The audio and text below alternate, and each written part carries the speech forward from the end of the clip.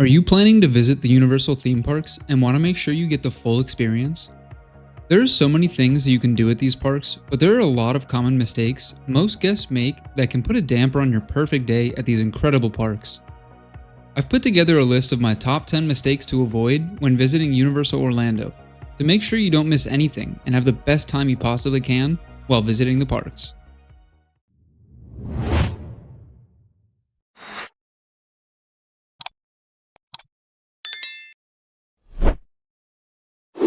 The first mistake to avoid is specifically about Universal Studios, and the mistake is not buying a park-to-park ticket.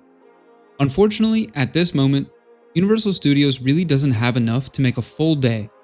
There are definitely ways to stretch out the day at this park, like spending a lot of time at the Wizarding World performing magic with one of the interactive wands, but I found that this can really only take an hour or two to get through all of them. There are a lot of areas of the park that are pretty much a complete skip for most guests, those being Fast and Furious Supercharged, The Simpsons Ride, Race Through New York starring Jimmy Fallon, Villain Con Minion Blast, and all of DreamWorks Land. If this sounds like a lot, unfortunately, that's because it is. That's about half of the park that most people tend to avoid entirely. There are some great things to still experience at this park, like Revenge of the Mummy, Escape from Gringotts, and Diagon Alley as a whole, and of course, the beloved E.T. Adventure. And there are some great shows here, like the Horror Makeup Show, which is getting an update soon, the Bourne Stuntacular, and the recently returning Lagoon Show.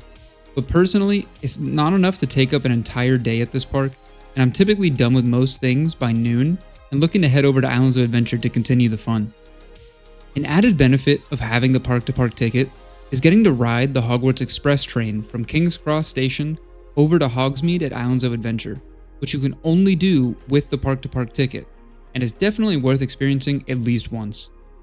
We can expect some major updates coming to this park soon, like the new Fast and Furious Hollywood Drift roller coaster, slated to be open in 2027, a new experience replacing Fast and Furious Supercharged, which is planned to close once the new coaster opens in 2027, and the inevitable closure of the Simpsons ride.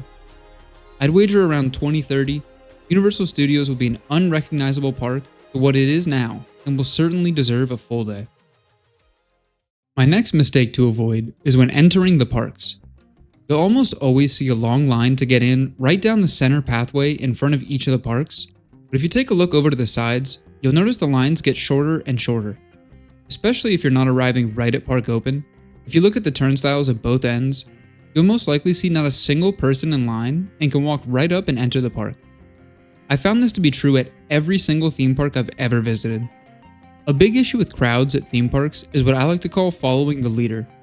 Everyone sees where other people are and they follow along, and this applies to rides, food, and as this tip suggests, entering the park. This is even true for the special ticketed events like Halloween Horror Nights. I've seen lines that extend all the way past the ticket purchasing booths, but if you take a short walk to the left or the right, there are only a few people in line, and this can cut your wait for entry from 20 minutes to just 5. Just be sure to scan the area before deciding what line to get into, and I'm sure you'll be able to spot a shorter line than the majority of guests looking to enter the parks. Mistake number 3 is a pretty big one, and that's eating at the wrong times. During any given day, from 12 to 2 p.m. and 5 to 7 p.m., most people are heading to the restaurants to eat lunch or dinner. Not only will the ride lines be a bit shorter during these times, but the food lines will be insanely long, making you waste a ton of time at the park. Even if you have a reservation for a restaurant around these times, you'll still have to wait for a table. For example, I had a 1:45 reservation at Confisco Grill at Islands of Adventure recently, and had to wait an additional 30 minutes after checking in for a table for 1. I would recommend trying to grab a snack during these specific times a day, and getting on some of those rides that have had longer wait times. This is usually a great time to get on Velocicoaster specifically. The ride has a pretty high rider capacity, so the line moves quickly to begin with, and that extra help of guests stopping to eat lunch or dinner really drops the wait time down and can get you on in half the amount of time. Just remember that after most guests have eaten their meal, you'll see a lot of ride time skyrocket because everybody is getting back into the lines. A specific example is the Hogwarts Express that takes you between both parks. This attraction's wait time is incredibly high after lunch, approaching about an hour wait as opposed to the typical 15 minutes throughout the early and later times of the day. Mistake number 4 is not utilizing that single rider line correctly. I see so many people think that they need to purchase an incredibly expensive express pass in order to get through all the rides at the park.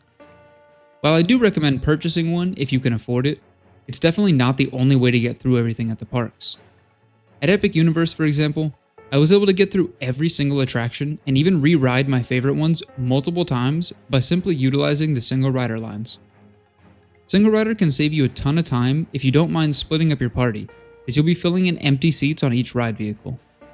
However, the main benefit comes from rides that hold more than 2 people per row, and especially rides that hold an odd amount of guests. Spider-Man and the Incredible Hulk Coaster, Revenge of the Mummy, and Men in Black Alien Attack are great examples of rides to use the single rider line. But rides like Hagrid's Magical Creatures Motorbike Adventure, that only fit 2 people per row, typically move very slow for single riders because most parties come with an even amount of people. You may end up waiting longer for single rider than you would standing in the regular line, but choose carefully. I've personally seen many times where the team members will actually close the single rider line, specifically at Hagrid's, because it's become a longer wait than the standard line. And Universal has permanently closed the single rider for Velocicoaster because it just didn't make sense having guests wait so long to possibly fill a single seat on a 2-person row that already has an insanely large rider capacity. A major mistake I see a lot of guests make is visiting the parks without looking at the list of rides that are undergoing maintenance. I've seen a lot of guests show up to the park and be very excited to get on an attraction, just to find out it's not open during their visit. I completely understand that feeling, but it is inevitable that every attraction will need to be closed for maintenance eventually. For example, if you really love Jurassic Park, 2026 might not be the best year to visit Islands of Adventure because Jurassic Park River Adventure has been closed since January and isn't scheduled to reopen until November of the same year. And at that point, it's typically too cold for most guests to want to hop on this water ride. On top of that, Pteranodon Flyers, located in Camp Jurassic, is also undergoing maintenance, being closed from February until May. To avoid the heartbreak or surprise, make sure to check the Universal website for details before visiting.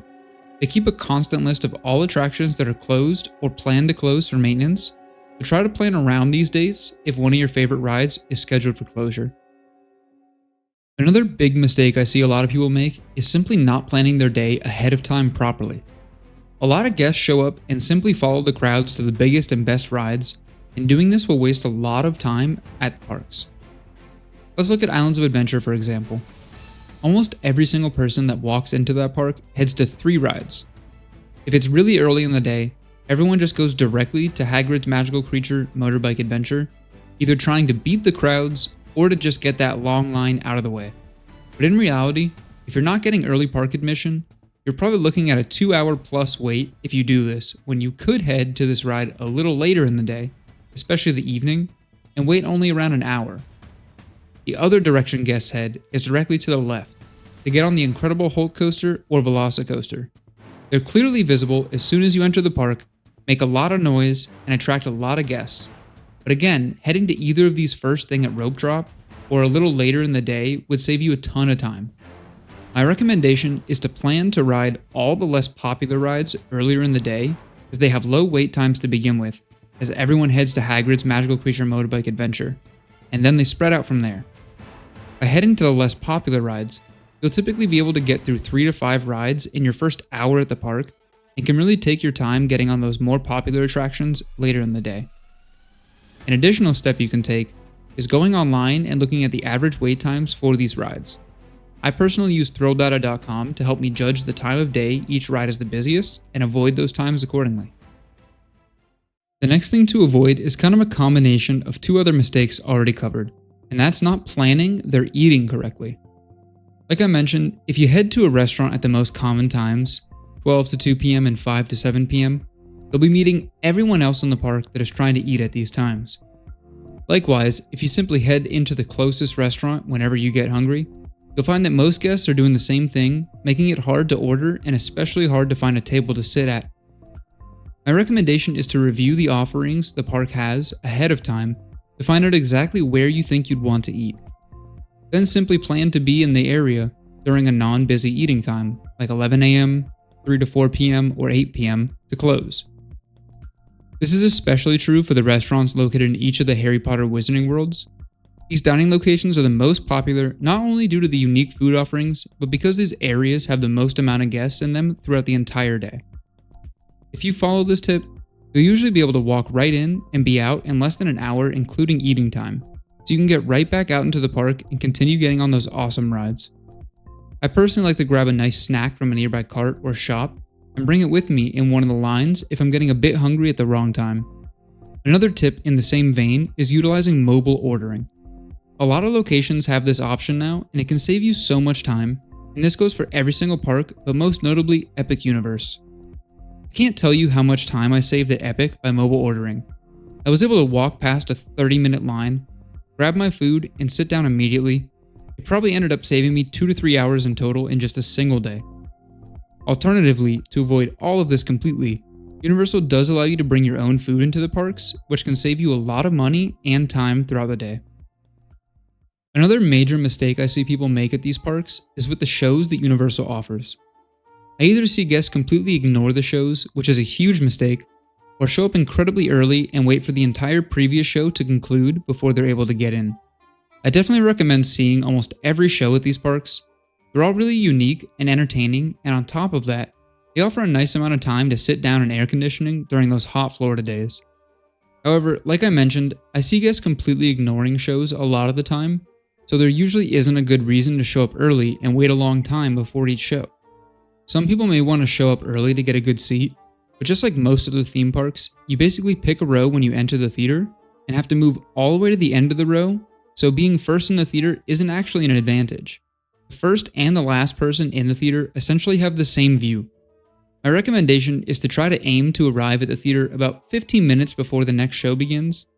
This will almost certainly guarantee you a spot in the next showing, and won't have you waiting the entire 30 minutes it takes for the previous show to conclude. I personally made this mistake for the new show Le Cirque Arcanu in the Ministry of Magic at Epic Universe. I figured it's a new park and a new show, so we should definitely show up early to guarantee a spot. We ended up waiting the full 30 minutes for the previous show to end, and then waited an additional 30 minutes due to technical difficulties delaying the show. The next time, I walked in about 15 minutes before the next show was scheduled to begin, and made it in without any issues and minimal waiting. Just be sure to look at the park's app for show times and also pay attention to crowd levels. There are a few shows, like the Untrainable Dragon at Epic, that do have a lot of guests trying to get in, so sometimes the theater will be full pretty early before the next showing on busy days. Mistake number 9 has to do with purchasing merchandise at the parks. I see so many guests shopping throughout the entire day at the park, which, while I do encourage visiting a lot of the shops at these parks because they're well themed and offer some awesome merchandise, if they do purchase something, they bring it around with them throughout the rest of the day. This may not seem like a huge problem to some, but the main problem I've run into myself is trying to fit everything into a locker before getting on a lot of the rides at Universal. So many times, I've seen people have to purchase one of the larger lockers to store their items, simply because they purchased something big that doesn't fit in the standard size lockers. There are a few different options you have to avoid running into this problem yourself. What I recommend is visiting these shops, seeing what you may want to purchase, and once you're done with your day at the park, head to either one of the main shops at the exit of the park, or if you're at Islands of Adventure or Universal Studios, head to the massive store in City Walk that you'll need to walk past anyways in order to head back to your car. These shops carry almost everything you can find at the individual stores around the parks, and will usually have less people, meaning spending less time paying, as well as let you easily purchase what you like and walk directly back to your car with it. You can also take advantage of a perk Universal offers, which is holding your purchases at the front of the park. When you buy anything from any shop, you can ask the team member for package pickup, and they'll let you know where to retrieve your items at the end of the day. The last option is taking pictures of the merch that you like, and actually head to the Shop Universal website and have these items shipped to you. Just another way of getting that awesome merch without having to wait in long lines or deal with stuffing everything into a locker. My last mistake to avoid is not remembering to just have fun. You're at one of the world's best theme parks, and no matter where you are in the park, there's something fun to look at or experience. I see a lot of guests at not just Universal, but theme parks everywhere that are too obsessed with making sure they get on every ride and they forget to just enjoy the experience of the park. Taking a stroll through some of the incredibly well-themed lands, like the Wizarding World, is never a bad idea, and you can find so many fun details that most guests will miss.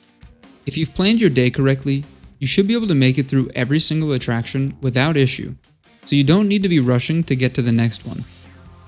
All that running around can tire you out pretty quickly at these parks, especially with the Florida heat, and may cause you to leave the park earlier than you should. If you take your time and are able to make it all day, you can end up hitting so many rides in that last hour or two that the park is open because so many people have already left. And these parks really take on a different personality at night, especially Epic Universe. I like to grab a drink or a snack, find a nice shaded area, and just enjoy the incredible atmosphere at these parks from time to time.